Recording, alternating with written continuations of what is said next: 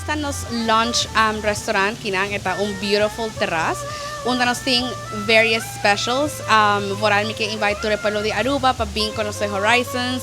Nós tem, por exemplo, llamadas que sabe, nós tem sushi night. E sushi está honestly amazing. Um dia best sushi on the island. Estima sushi. Também já vieram nós tem all you can eat fajitas para $30 e está inclui complimentary margarita. Também aqui nós tem giveaway na social media onde você vai participar. Pode just vai follow Horizons on Instagram. Sigue a instrução e você tem a chance de ganhar dinner for two to try no sushi special.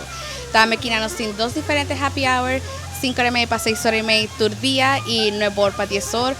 With live music, of course. Nós tem trumpetist, nós tem guitar player, nós tem singer. So tá really nice vibe. And of course, nos terrace tem the best views to the 43 e sunset. So tá really nice place para vir dar drink, comer algo. E também nós vai começar com vegan menu para toda a gente local que está vegan. So tá really nice opportunity. Conta qual é o preço? O preço é muito bom, honestamente. Me está sentindo que nós não temos high-end price de high-rise, por exemplo, so está very affordable. Para nós gente local também, assim, nós tomamos em consideração. So, voral no sushi, nós temos muito bom price. Tem rolls de mané de $6, de $8, so, não está grande, so, não está muito bom. Boa invitação para a comunidade de Aruba.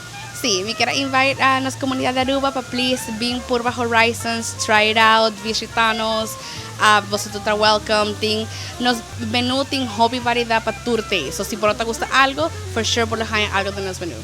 Também me quero invite ao pueblo de Aruba para purba passions on the beach. Está nos restaurant on the beach. Está really nice. Aqui nós tem 15%, de 5% para local discount. Podem just vir como local ID. Essa aqui está para breakfast e a noche second city. As you know, passions está hobby popular para nos sunset dining, pero nós tem também under the star experience. So being purba passions, está hobby nice.